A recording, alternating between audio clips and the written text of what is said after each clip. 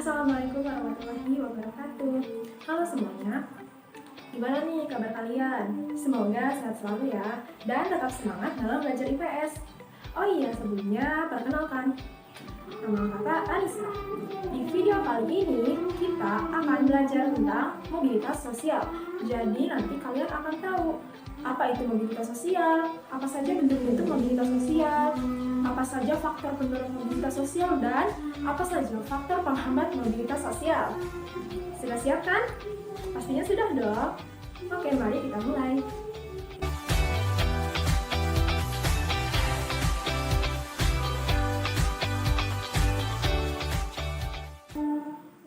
Sebelumnya, Kak Anissa mau tanya nih, apakah ayah kamu pernah pindah tugas keluar kota karena pekerjaannya?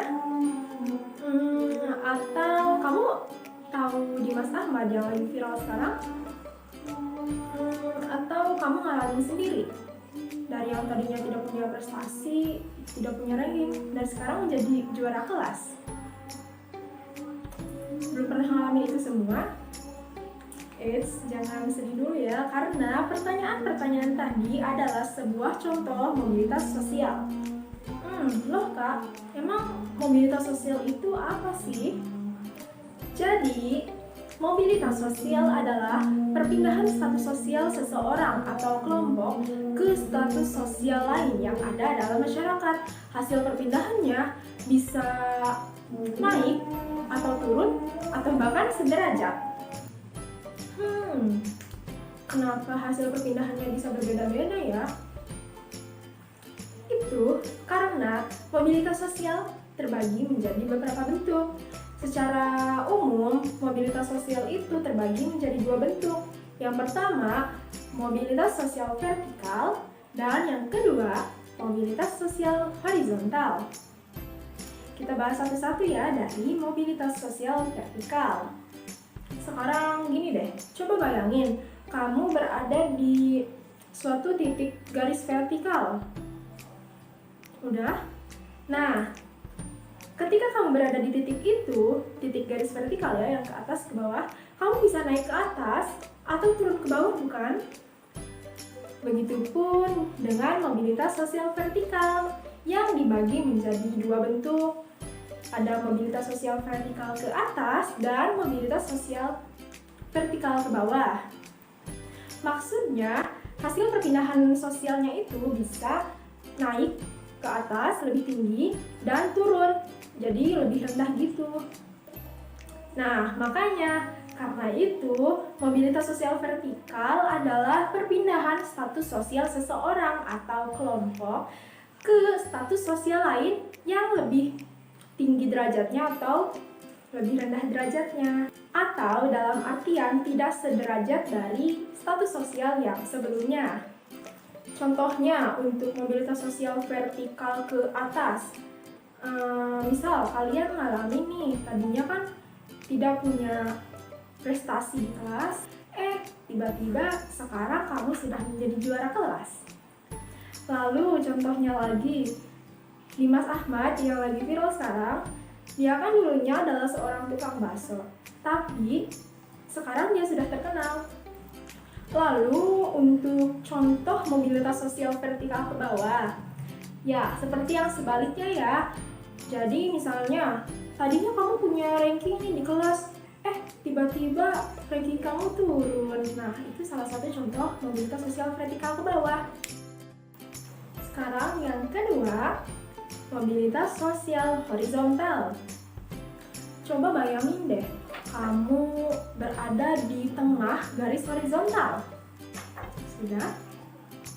Nah, mau kamu berpindah ke kanan atau berpindah ke kiri, itu sama saja kan kamu berada di garis itu. Nah, seperti itu juga mobilitas sosial horizontal.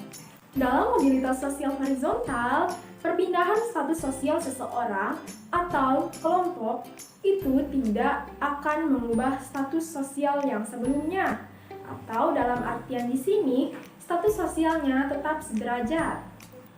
Contoh mobilitas sosial horizontal adalah misalnya ayah kamu merupakan seorang dokter di rumah sakit yang ada di Bandung. Kemudian ayah kamu ditugaskan untuk pindah ke Rumah Sakit Jakarta.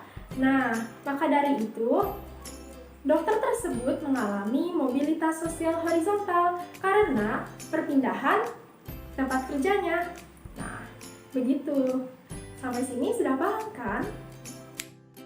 Setelah mengetahui bentuk-bentuk mobilitas sosial, kita juga perlu tahu apa saja faktor pendorongnya dan apa saja faktor penghambat mobilitas sosial.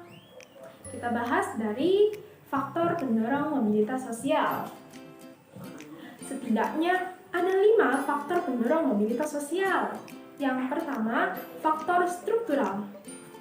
Faktor ini terkait dengan kesempatan seseorang untuk menempati kedudukan, serta kemudahan seseorang untuk meraihnya. Kalau di Indonesia sih, struktur masyarakatnya terbuka. Jadi, kesempatan kamu untuk memperoleh jabatan yang lebih tinggi seperti manajer atau presiden menjadi lebih besar loh. Yang kedua, faktor individu. Kalau faktor ini sih terkait dengan kualitas setiap individu yang dilihat dari segi sikap, pengetahuan, dan keterampilan. Manusia kan dilahirkan dengan status sosial yang diwariskan dari orang tuanya. Nah, jika seseorang itu tidak puas akan status sosial yang diwariskannya, maka ia dapat meraih status sosial yang lebih tinggi. Tapi, ia harus berpendidikan terlebih dahulu agar menjadi individu yang berkualitas. Yang ketiga, faktor ekonomi. Jika situasi ekonomi dalam sebuah masyarakat cenderung baik, maka mobilitas sosial pun akan mudah terwujud. Kondisi ekonomi yang baik ini akan membuat masyarakat mudah untuk mendapatkan modal, mudah untuk mendapatkan pendidikan, dan kesempatan-kesempatan lainnya. Yang keempat, faktor politik. Faktor ini sih bergantung pada kondisi atau situasi politik pada setiap negaranya. Keadaan negara yang tidak stabil akan membuat dan akan mempengaruhi kondisi keamanannya. Untungnya, saat ini negara Indonesia sedang dalam kondisi keamanan yang baik, sehingga roda pembangunan pun dapat berjalan. Yang kelima, faktor kependudukan. Menurut Badan Pusat Statistik, jumlah penduduk di Indonesia itu semakin bertambah dari waktu ke waktu. Sehingga hal ini bisa mempersempit lahan pemukiman dan bisa juga menyebabkan kemiskinan. Makanya, masalah kependudukan ini mendorong individu dan pemerintah untuk mengarahkan masyarakat agar bermigrasi ke daerah lain, sehingga mobilitas sosial pun dapat terjadi. Nah, sekarang sudah tahu kan faktor pendorong mobilitas sosial. Sekarang kita akan membahas tentang faktor penghambat mobilitas sosial. Setidaknya ada 3 faktor penghambat mobilitas sosial. Yang pertama, faktor kemiskinan. Masyarakat yang mengalami kemiskinan akan sulit untuk mendapatkan status sosial tertentu. Salah satu penyebab kemiskinan adalah pendidikan yang rendah.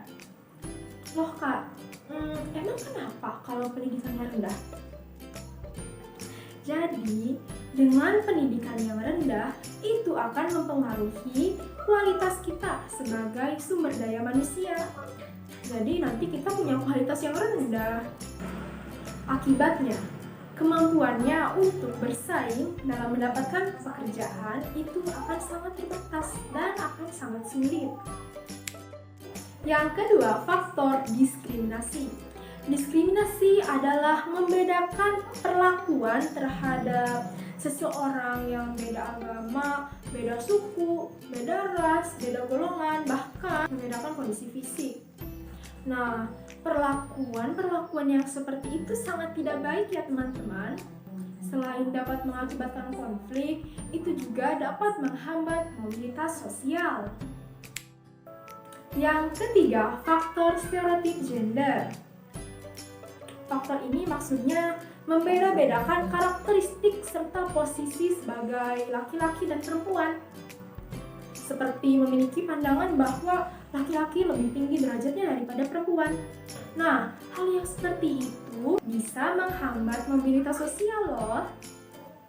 Misalnya nih, pandangan bahwa perempuan tidak usah berpendidikan tinggi. Perlakuan yang seperti itu dapat menghambat prestasi seseorang dan kesempatan seseorang untuk melakukan mobilitas sosial agar status sosialnya lebih tinggi. Baiklah adik-adik sekalian, selesai sudah pembahasan tentang pengertian mobilitas sosial, bentuk-bentuk mobilitas sosial, faktor pendorong mobilitas sosial, dan faktor penghambat mobilitas sosial. Gimana nih?